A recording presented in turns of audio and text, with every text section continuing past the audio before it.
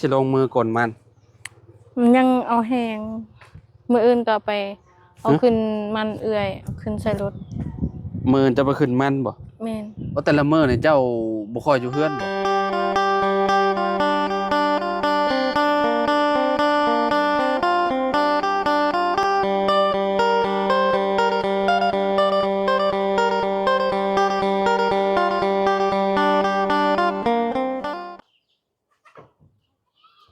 อ่ะพี่น้องเอ้ยเนาะเปิดภาพมาบัดนี้อยู่ทางพี่เด้อพี่น้องเด้อเนาะอยู่ที่บ้านน้องหัวสวนใหม่เพิ่นพี่น้องเอ้ยอ่าเมื่อวานนี้มากับมันค่ำพี่น้องเอ้ยเนาะไปบ้านอาเจืองเลยบ่ได้แวะน้องเพิ่นเลยพี่น้องเอ้ยเนาะ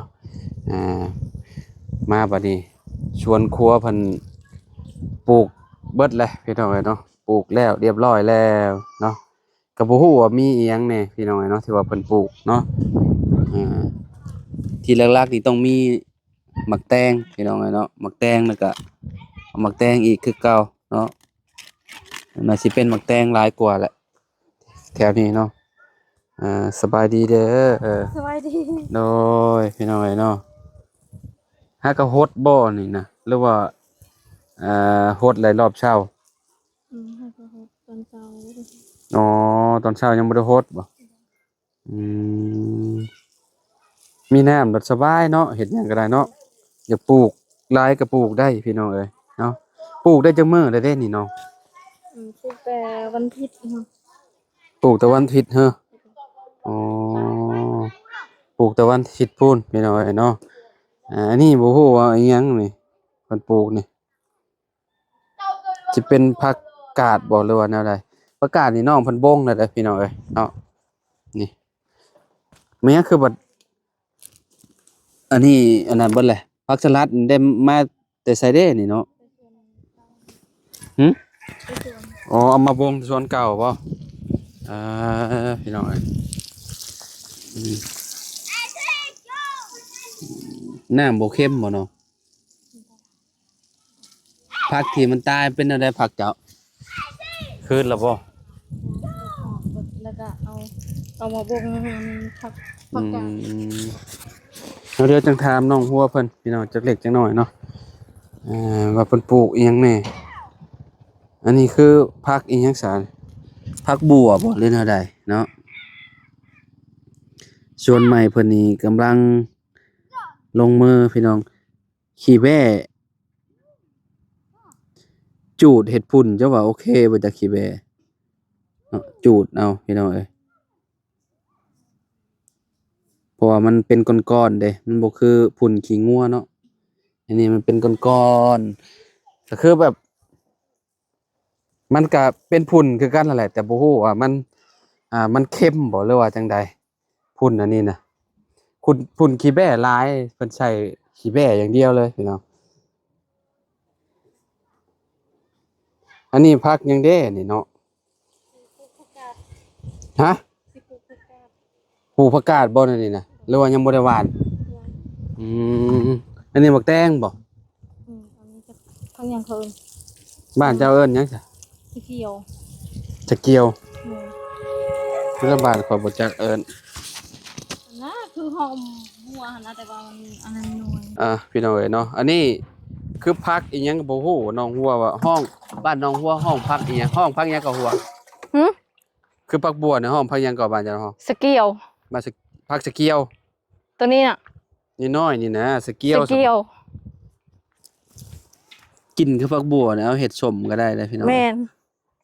นี่เอามาปลูกคล้ายๆคือผักบัวหอมคือกันแต่ว่ามันต้นน้อยใบน้อยซื่อแม่ๆบ้านอายได้เอิ้นเพิ่นจากหอมผักบัวน้อยจะเอามาแต่ใช้นี่นี่ค่ะอันผักสะเกียวนั่นน่ะของพี่น้องคอน้ำพี่น้องขอน้ำเพิ่นแม่นอืมโอ้คักอยู่หอมพี่น้องเอ้ยเนาะ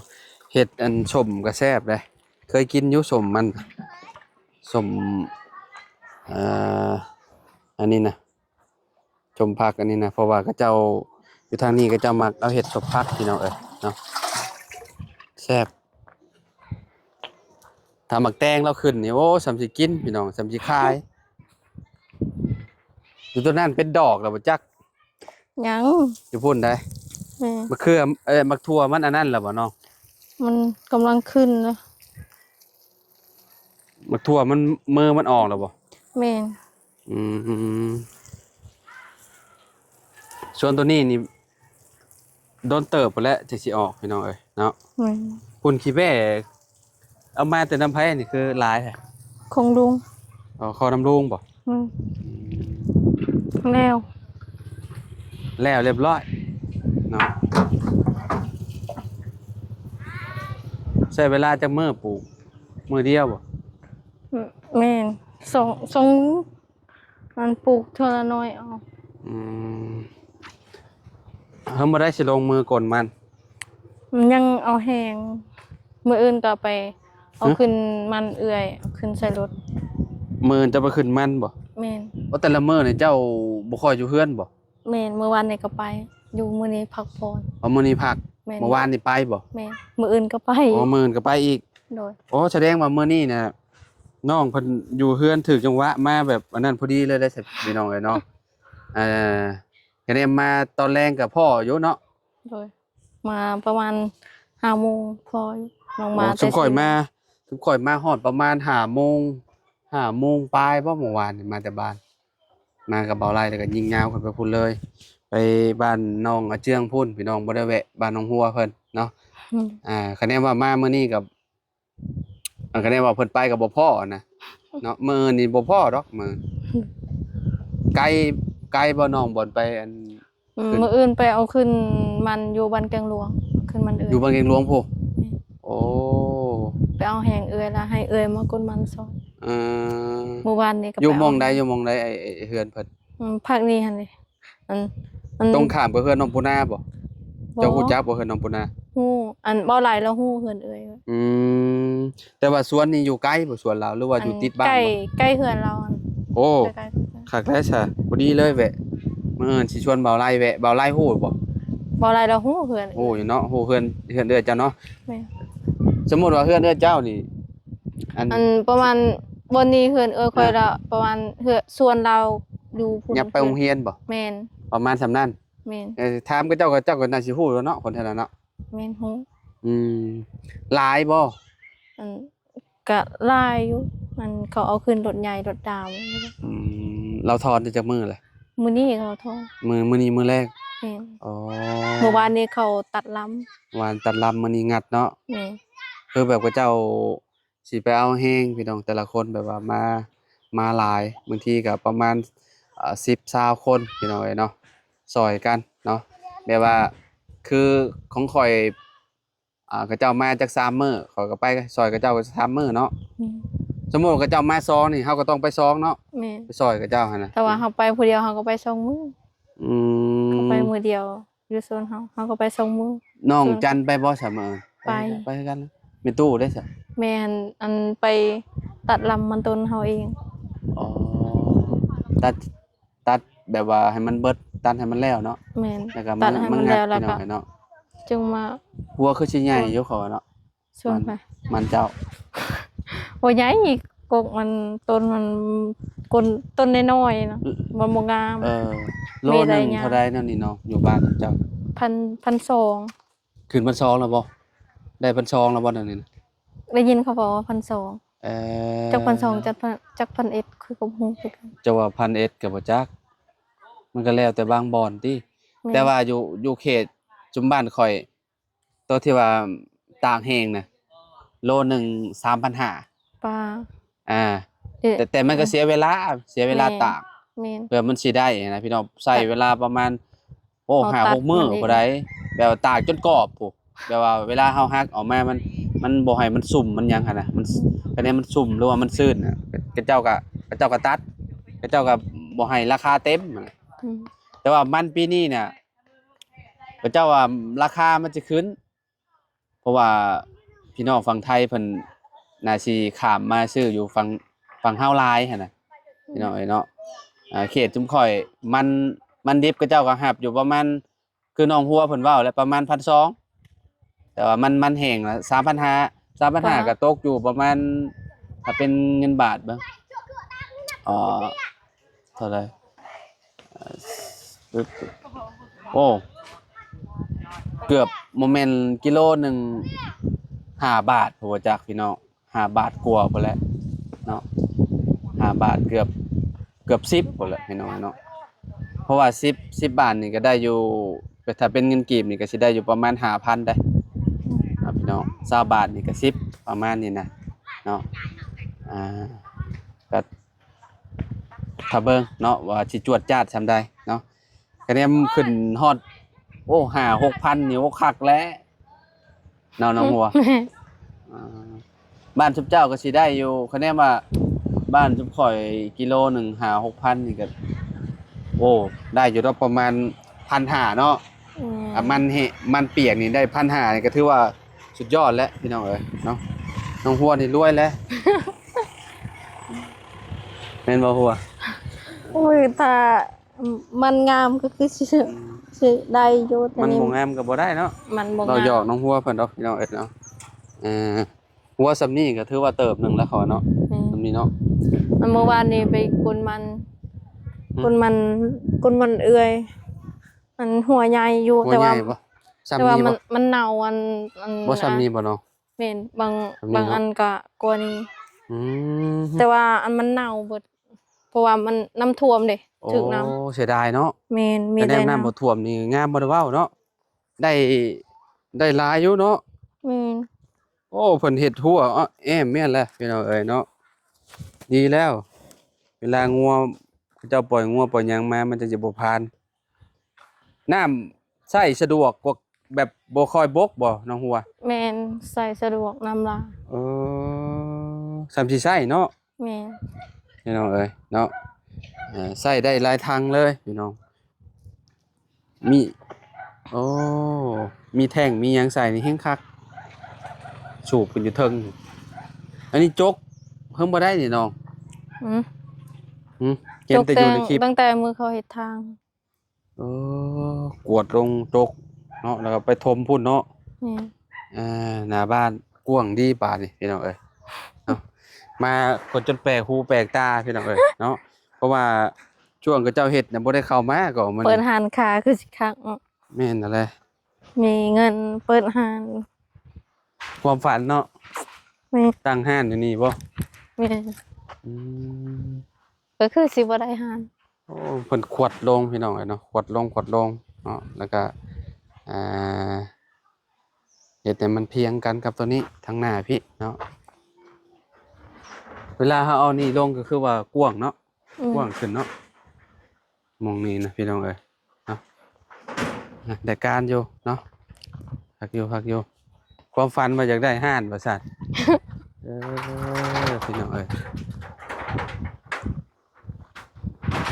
เก็บไปเรื่อยๆสะสมไป ความฝันคนเฮาแต่ละคนบ่คือกัน โอ้หมักแตงงามแล้วบัดนี้เนาะคะแนนปลูกช่วงนั้นน่ะคะแนนว่ามันพร้อมกันตอนนี้นี่ แม่น อันใกล้สิได้กินหมากแล้ว เพราะว่ามันเริ่มสิ ของสพนั่นได้กิน ออกดอกแล้วเนาะน้องเนาะ หมากใหญ่แล้ว อืม มัน ของน้องพรเป็นเลย เป็นแล้วเขาได้กินแล้ว เขียวเบ่เลยบัดนี้พี่น้องเอ้ยของหมักแตงเพิ่นนี่เขียว มันเรา มี ปลู ใบ กในหมักแตง บ่หยัง สีขาวมันเป็นหมากไว้ อันนี้เป็นหมากไว้บ่ แม่นตัวนี้หมักแตงเขียว อืม อันนี้หมักแตงน่ะแบบนั้นมันบ่ค่อยได้ออก มันออกจนออกบ่หลาย หมากอันนั้นหมักถั่วน่ะมันจับแล้วบ่มือมัน จับแต่ พอจับแล้วเนาะโอ้คนปลูกเป็นอยู่ซะนี่เนาะอ๋อนั่นเพิ่นถอนทิ่มไปแล้ว ของน้องบุตรก็คือ เหลืองเบิดผักกาดเพิ่นตายหย่อลงคือของเจ้าตัวนั้นน่ะบ่ฮู้ว่ามันเป็น ย่าน หย่อน มัน หยัง ห่มว่ามันถือกกไม้ดิมันบ่ถือแดด ยังมันอยู่ในหม่องห่มมันอยู่ในห่มหลายเนาะ แม่ เวลาที่เฮาโฮดแล้วมันบ่ถูกแสงแดดบัดนี้เนาะ อืม แล้วมันก็เหลืองเข้าแล้วก็ตายพี่น้องเอ้ย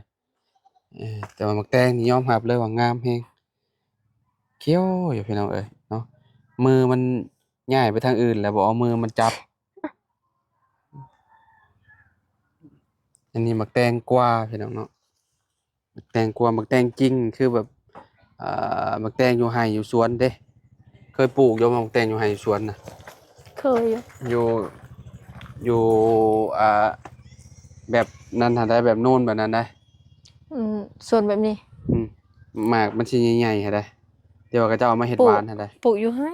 แม่นปลูกอยู่ไร่น่ะเคยปลูกบ่เคยเออแต่ว่าเฮ็ดให้ก็ได้ปลูกเฮ็ดให้อยู่ภูหันได้ปลูกอยู่อืมมีแต่ว่าบ่แนวมันนั่นนี่หึแนวมันมีบ่แนวหยังแนวหมักแตงที่ว่าปลูกในไร่ในภูอะมันก็มีในมันเวลาบ่เฮาในเฮือนเจ้ามีบ่ในนี่บ่มีบ่ บ่บ่ได้ปลูกโดนแล้วได้เฮ็ดให้อยู่ภูเด้เฮ็ดให้อยู่แถวนี้แบกก็กินเบิดบ่ได้ปอืลูกมอันยังบ่เก็บไปกินอยู่เนาะอากาศมันเริ่มแก่เริ่มหยังแล้วก็เก็บอยู่สบายพี่น้องเอ้ยบ่ต้องไปซื้อ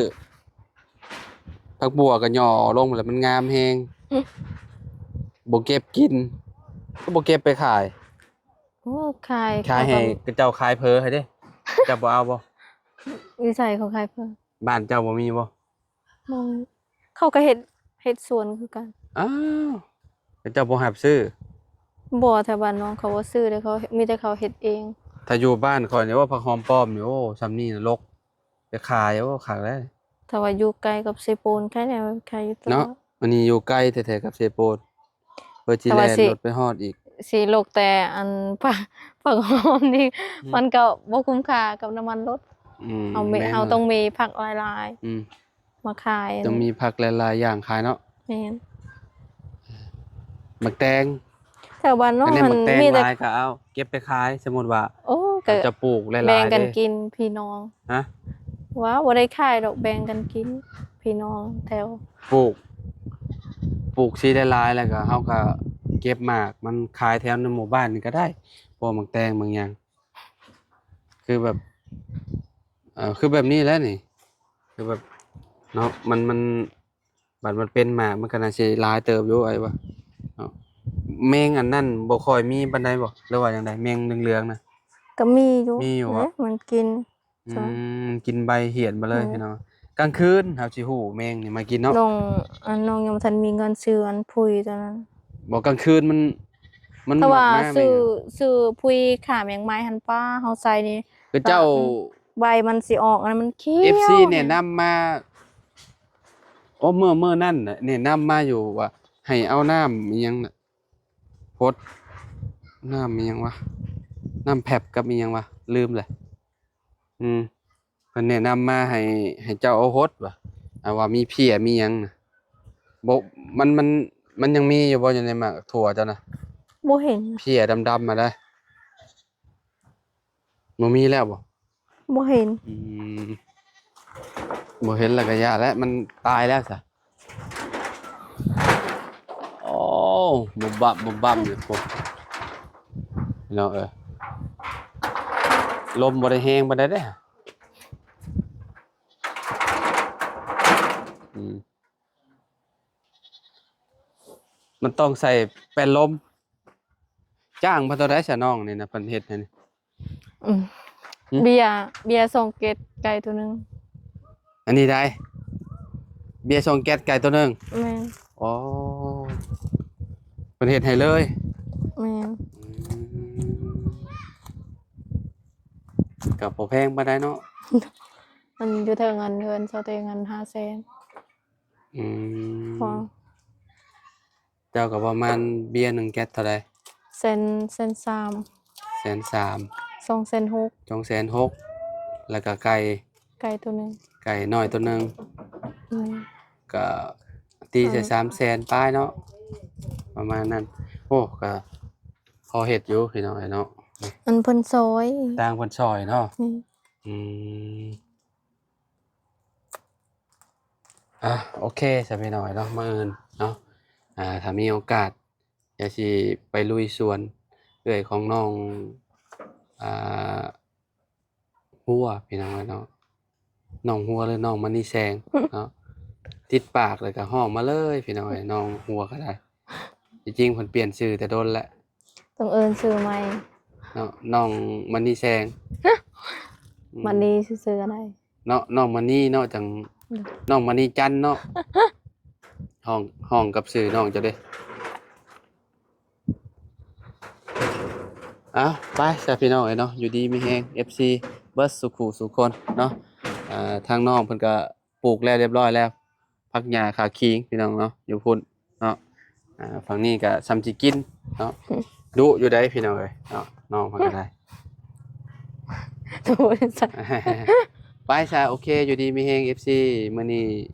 เข้ามาเยี่ยมยามทำข่าวน้องหัวโดนและบ่ได้เข้ามาหากันเนาะ โดย เข้ามาก็เปลี่ยนแปลงหลายอยู่ได้เฮือนเราก็ได้พี่น้องเอ้ยเนาะต้นนั่นเอาเพิ่นโกนแล้วบ่นั่นน่ะ ต้นหยัง ถอนออกแล้วนะอันนี้เรียกว่าจังได๋ต้นขี้เหล็กนี่ อ่ะ อันเด้บางคนออกแต่หัน โอ้จะหั่นบ่ แม่น โอ้ไปไว้อยู่หั่นเนาะ แม่น เอาไว้ดังไฟก็ได้เนาะ ถ้ามันตายแล้วดังไฟแบบไฟจูดแล้วรอด แม่น ให้มันสะอาดพี่น้องเอ้ยเนาะไปน้องอยู่ดีมีแฮง โดยสบายดี สบายดีเด้อพี่น้องเด้อเนาะพอกันใหม่ขอบคุณหลายๆพี่น้องสบายดีเด้อพี่น้องเด้อ